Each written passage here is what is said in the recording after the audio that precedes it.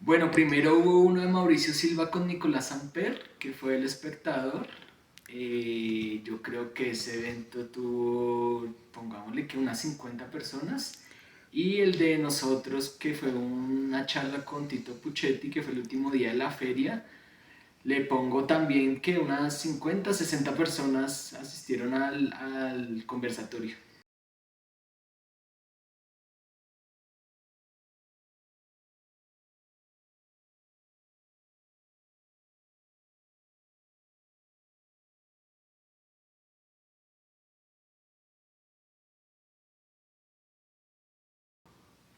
Bueno, yo conozco a Mauricio Silva hace muchos años, cuando yo estaba en la universidad, por un amigo en común, una persona en común, él necesitaba a alguien que le ayudara para la investigación del 5-0, simplemente algo no tan profundo, simplemente como revisar unos periódicos.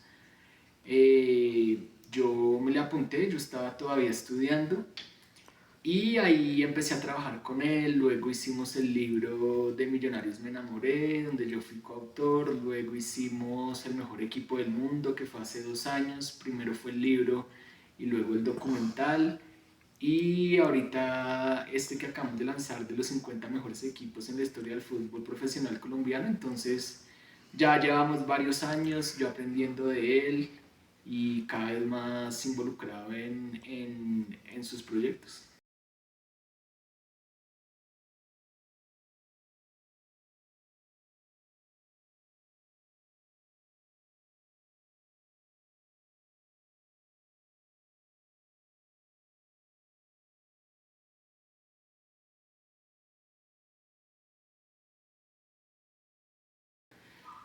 Bueno, lo primero que hay que decir es que Mauricio y yo no fuimos los que escogimos los equipos. Nosotros contactamos a 50 periodistas del país, 50 periodistas deportivos de todas las edades, de todas las regiones. Hicimos una encuesta y con el voto de ellos fue que salió la lista de los 50 mejores equipos. Obviamente había algunos que sabíamos que sí o sí iban a estar, más de 35 equipos tuvieron más de 40 votos, son equipos inobjetables en la historia del fútbol colombiano, y pues nosotros lo que contamos de cada equipo es su nacimiento, ese equipo específico, cómo empezó a formarse, de dónde llegó el técnico, el tiempo que duró, porque hay equipos que duraron simplemente 6 meses buenos y hay otros que son, por ejemplo, el América de los 80 son 5 años, 6 años.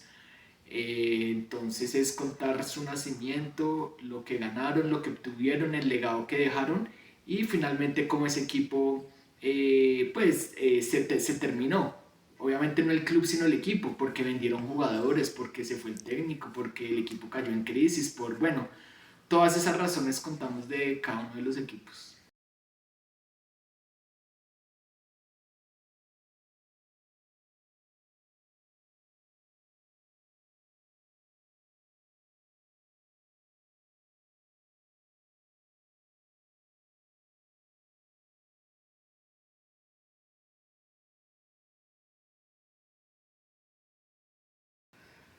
Bueno, pues que votaron, de los que votaron, pues no, es que están todos los 50 son muy reconocidos. Si hablamos de la vieja escuela, está Hernán Peláez, Iván Mejía votó, Carlos Antonio votó, César Augusto, Esteban Jaramillo, Esperanza Palacio, Claudia Elena Hernández.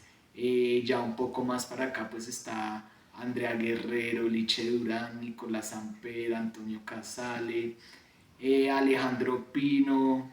Bueno, mejor dicho es que afortunadamente todos nos colaboraron, periodistas de la costa como este Will Quesada, eh, y todos ellos nos ayudaron con su voto y la investigación más en cuanto a cada equipo fue tema de periódicos, de revistas.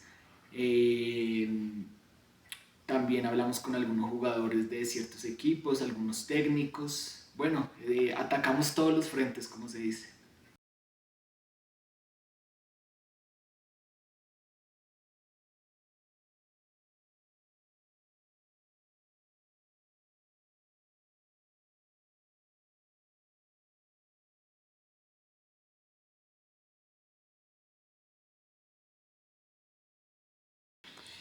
Pues obviamente eso es algo muy subjetivo, ¿no? Lo que cada uno ve el fútbol de una manera, entonces básicamente los criterios eran por los jugadores que tenía ese equipo, es decir, la nómina, por los títulos que consiguió, aunque hay equipos que están ahí que no consiguieron títulos, por el legado que dejaron, hay equipos que dejan un legado así no ganen títulos, y por lo que perduraron en el tiempo o el recuerdo, o porque hicieron una gran hazaña. Puede ser un equipo que no tenía una gran nómina, pero hizo una gran hazaña. Entonces ahí cada periodista encontraba un balance. Para algunos es más importante los títulos, para otros es más importante la forma de jugar, para otro bueno. Pero creo que salió una lista muy buena y básicamente donde hay discusión pueden ser en 8 o 7 equipos que entraban y salían en las votaciones, pero hay un consenso en 40 o más clubes.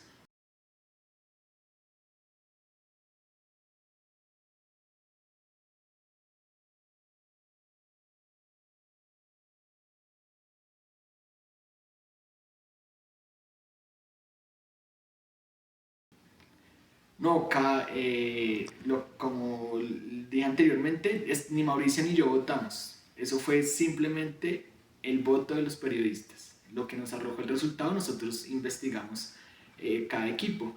Y pues cada periodista tiene su criterio. Si uno ve, por ejemplo, de pronto los de más años recuerdan más equipos o saben más de equipos del Dorado, de los 60, de pronto las nuevas generaciones le dan relevancia al título del Bucaramanga y el Pereira, que son grandes hazañas.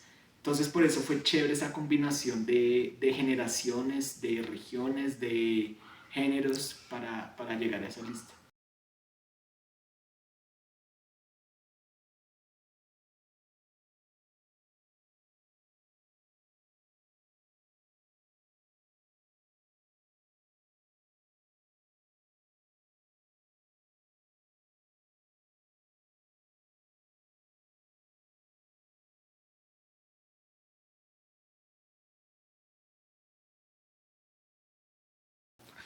Bueno, pues difícil por acordarme de los 50, pero digamos que narradores, pues Eduardo Luis fue uno de los que votó, que es narrador. Tito Puchetti, que es narrador, fue uno de los que votó.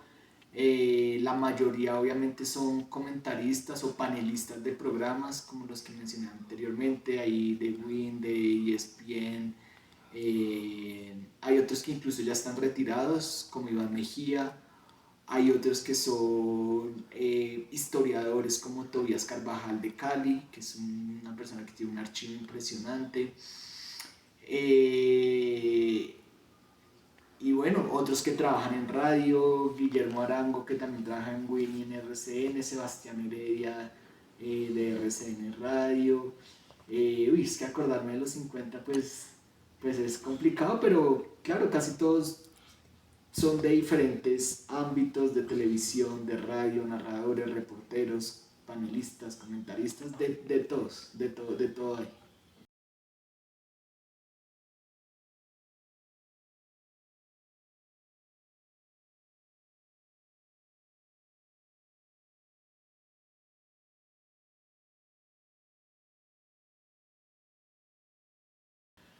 Para que hubieran votado, Sí, bueno, a veces eh, es difícil los jugadores porque obviamente a veces los jugadores no conocen de historia del pasado, los futbolistas, sino el futbolista es importante para la época que vivieron. Si es un futbolista de los 90, pues chévere porque enfrentó a varios equipos de los 90, de los 80, o técnicos que tienen una gran trayectoria. Yo creo que un técnico que puede hablar mucho, obviamente es Julio Comesaña, porque Julio Comesaña lleva dirigiendo, aparte de que jugó desde el 70, dirigió desde los 80 y ha pasado por varias generaciones, él sería, por ejemplo, un indicado porque enfrentó y dirigió a varios equipos. Julio Comesaña sería un técnico importante, pues el más indicado hubiera sido Gabriel Ochoa Uribe, pero pues ya no está, ya murió. Ese pues es el técnico más importante en la historia de la liga colombiana. Entonces creo que esos jugadores, de pronto como el Pío Valderrama, Lionel Álvarez, que jugaron bastante tiempo en Colombia, podrían haber sido otros que uno consultaría, pero creo que el futbolista está un poco más sesgado y por eso nos remitimos es a periodistas para la votación. Los futbolistas es más para que nos cuenten la anécdota de ese equipo, un cuento bueno, cómo se para ese equipo, qué les decía el técnico, para eso es más que consultamos los futbolistas.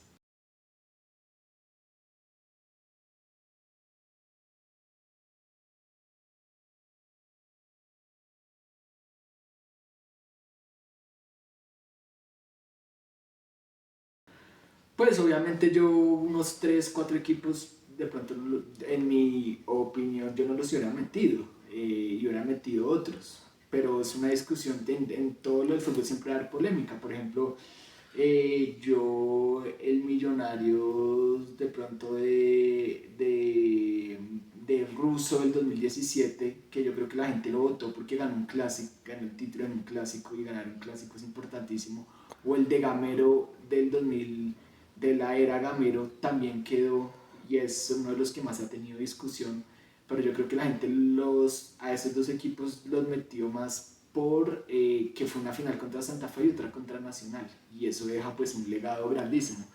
Faltó, por ejemplo, el Bucaramanga del 60 de Montanini, es uno de los equipos que, por ejemplo, hubiera podido estar. También Weimar Muñoz nos habló del Cúcuta del 64. También otros dijeron el Once Caldas de Maturana del 86, el Santa Fe del 83-84 es otro equipo que tampoco quedó y algunos lo nombraron. El Unión Magdalena del 89 también alguien por ahí votó. Bueno, hay unos equipos que hay discusión y por eso es bueno porque en la última en la última página del libro ustedes van a poder escanear un código QR donde ustedes ven por quién votó Hernán Peláez y ahí les sale por los 50 de Hernán Peláez. Eh, por quién votó cualquier periodista, ahí está Carolina Jaramillo, entonces ahí está por quién votó ella.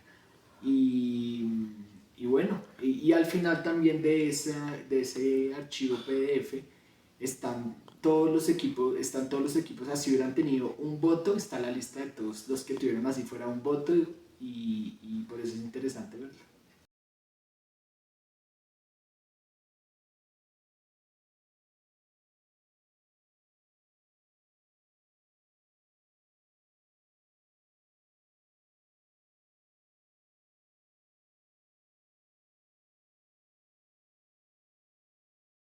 Porque nosotros, como le conté, son 50 crónicas, cada equipo tiene su crónica, obviamente hay unos más cortos que otros, pero claro, nosotros, todos los 50 tienen su merecimiento para estar ahí y perfectamente en el libro describimos por qué está ahí, por qué fue lo que dejó ese equipo para que lo hubieran votado, claro que sí, eso lo describimos.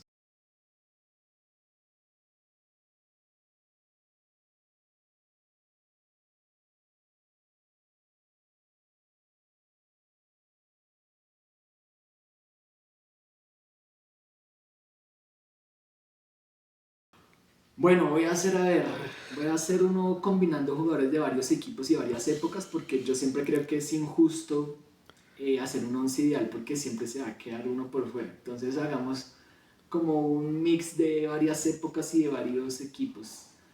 Puede ser en el arco, pongámosle Falcioni, pongamos lateral derecho Arturo Segovia, pongamos de centrales, puede ser una Mosca Caicedo con, a ver, ¿qué otro central? Una Mosca Caicedo, pongámosle con Raúl Pini. Lateral izquierdo puede ser Bolaño, el papá de Jorge que acaba de morir, pero el papá que jugaba el lateral izquierdo. Volantes de marca, pongamos un Leonel Álvarez y pongamos ahí también en primera línea Freddy Rincón. Juguemos con dos volantes de armado, puede ser Alfonso Cañón y el Pibe Valderrama. Y yo sí creo que en la delantera, desde mi punto de vista, hay cero discusión y tiene que estar Willington Ortiz y Alfredo Di Stéfano. Creo que son los delanteros más grandes que han jugado en Colombia.